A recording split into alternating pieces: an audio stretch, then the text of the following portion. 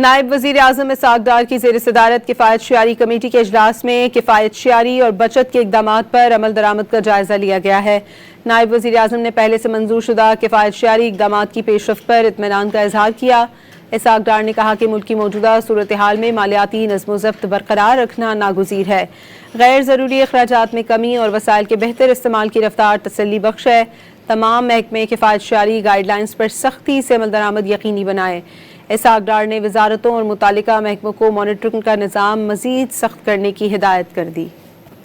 نائب وزیر اعظم اسحاق ڈار کی زیر صدارت کفایت شعاری کمیٹی کے اجلاس میں کفایت شعاری اور بچت کے اقدامات پر عمل درآمد کا جائزہ لیا گیا ہے۔